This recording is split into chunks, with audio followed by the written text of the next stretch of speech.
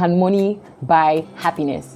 I tell you all the time that every single question that you ask yourself, every single journey that you take on as a human being is actually to get to the point of happiness. And so just imagine that money can buy happiness. Shouldn't we all just be chasing money?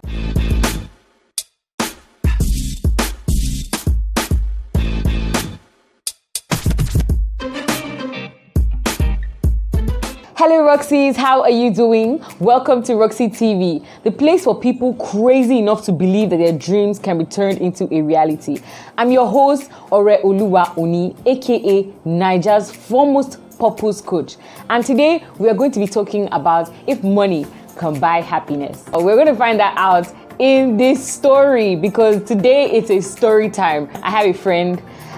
His name is Emeka, and Emeka, had a journey that all of us want to have, all of us are going to have, all of us are interested to have. And I'm going to tell you Emeka's journey, and we're going to understand, we're going to try to dissect, try to understand if money can buy happiness from Emeka's journey.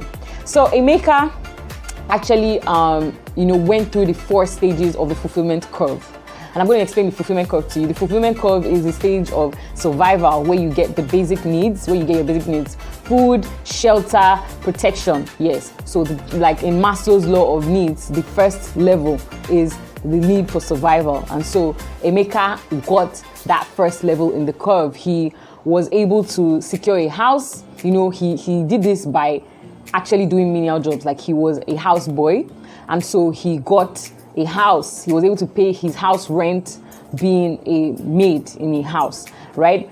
He was able to get basic food. He was able to eat basic food. Now, Emeka was sitting down in this house and he was like, this thing is not enough for me. Am I just going to be eating and having a house? Is that all life is to it? And so Emeka left the housemaid job from all the money that he had saved from the housemaid job. He left the housemaid job and Emeka was able to move on to the next stage. He moved on to this next stage because Emeka, during his housemaid job, he was able to get some skills. You see, the house where he was working, the boss of the house was a manufacturer. He used to manufacture water. So Emeka took a little amount from all his savings, and then he put it and he bought a pure water. He bought a pure water investment. He was able to start a small pure water business, like literally just about 100 bags of pure water. Emeka was able to invest with his housemaid job, his survivor money, his little money. Emeka was able to invest in this pure water business. And moving on, in this pure water business, Emeka, when he left his housemaid job, he was finally able to work. He was able to take his pure water out and sell it. So he sold like his life depended on it. And Emeka moved on to the stage of comfort. I told you before that Emeka had already gotten a house. It was a rented apartment, but he had gotten somewhere he could live and he was able to eat. He was able to eat from time to time. The meals may not have been 111. It might have been 101 or 010, but he was eating. Now, after Emeka had invested in this pure water business and started selling his pure water, Emeka finally was able to get to the next level in the fulfillment curve, which is the level of comfort. And so Emeka bought his first fridge from his pure water business. He bought his first microwave from his pure water business. Emeka had moved on to the stage of comfort. Now moving on, Emeka continued to work really hard in this survival, in this his business, and he was able to move on to the stage of luxury because Emeka had moved his business to a stage where he then had Seaway bottles, he then had other forms of water, he then had started selling drinks as well. And so Emeka moved on to the next level of fulfillment. He had become even more than comfortable. He had moved out of his rented apartment into an apartment that was his own, and he had moved on even to the level of getting his own house. So Emeka was living a luxury life. Emeka got himself a car. Emeka got himself things that he really wanted, all the things that he had seen his friends having when he was younger and he never had, the people who went to school had and he never had. Emeka got to the point of luxury. Emeka could then get anything that he wanted with money. Emeka could get it. Emeka could get a massage during the week. Emeka could comfortably feed a wife and children when he would marry. So Emeka was in the stage of luxury. Emeka had gone through a life cycle of the fulfillment curve. He had moved from the survival stage to the comfort stage, and he had moved on to the luxury stage. Now, Emeka, who had seen poverty, who never wanted to see poverty again, who had bought all the things he wanted, then moved on to the fourth stage of the fulfillment curve. Emeka moved on to the stage of overconsumption. Now, what stage is this? This is the stage where you begin to buy things that you do not need. You begin to get things that are not particularly adding to the happiness of your life, but are just a statement of the level in which you are. Emeka survived the survival stage, moved on to a comfort stage, enjoyed the luxury stage, and now had moved on to the stage of overconsumption. Every day that Emeka woke up, Emeka would think to himself, wow, this is a great day for me to go and make more money so that I can continue living this lifestyle. Emeka then goes out every Friday with his friends because Emeka got the money. He got the money. So he has to spend it, he has to live large.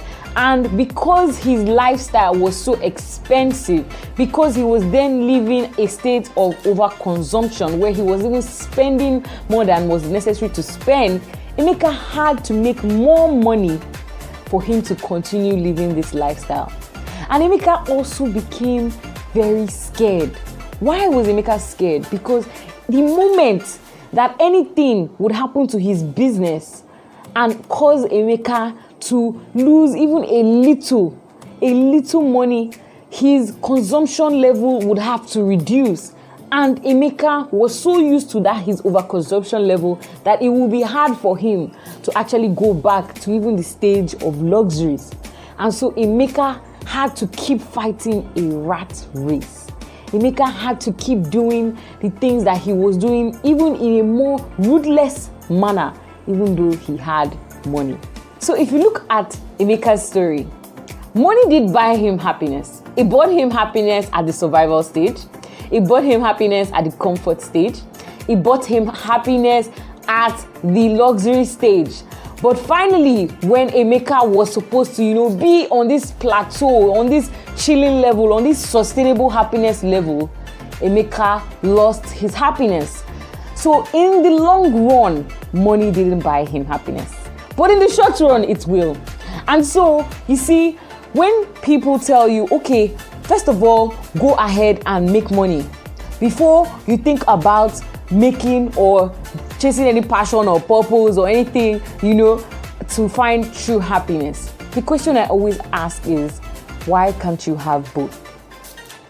So the question I'm asking you is, why can't you have both money and happiness? Why do you have to go on the fulfillment curve and get to the point of overconsumption and then go back and look for a purpose? You see, the stage of luxury is the stage of enough. When you are content, because we as human beings are actually creatures that love more. But the stage of contentment only comes when you are fulfilling that deepest desire inside of you. And so for money to buy happiness, it must come with purpose. It must come with a specific why. It must come with something that keeps you investing in it. It must come with value that already attracts money. But it must come with something that sets your bone on fire to keep you happy the rest of your days. To keep you happy even when you die. To keep your name in people's mouths when you leave this earth. To keep you having a legacy. The most important thing you need to know is, yes, money can buy survival happiness. Money can buy you comfort happiness. Money can buy you luxury happiness. But money can never buy you sustainable happiness. It can never buy you peace and joy for the rest of your days. What can do that for you is purpose and money. And no matter how much money you make, you are going to come back to purpose. So why don't you start with purpose and money and ensure that your life is something that you are proud of, that you do not regret in your old age, Because what happens is life is actually pretty short. You might not actually get to the age that you want to get to. After you have struggled for so many years to make money and wealth and to become big boy Emeka, you might just die before you get a chance to leave a legacy behind. If your life is tragic enough to only have made money, it is really sad. But if you are lucky enough to mistakenly come across my content and actually chase both money and purpose, or chase your purpose which will attract money, then you will be living a truly happy life indeed.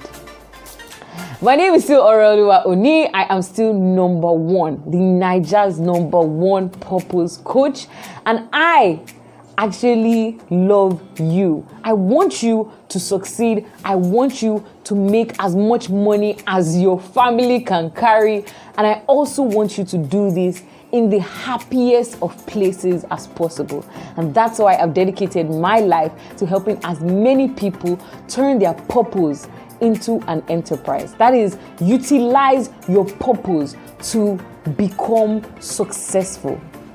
You can do it, and I can help you do it. I am still a purpose coach, and I do help people turn their purpose into an enterprise. If you want to find out more about this, go and visit my Instagram page at the Purpose Coach Ore, at Purpose Coach Ore on Instagram, and book a session with me so that we can have a conversation that will change your life.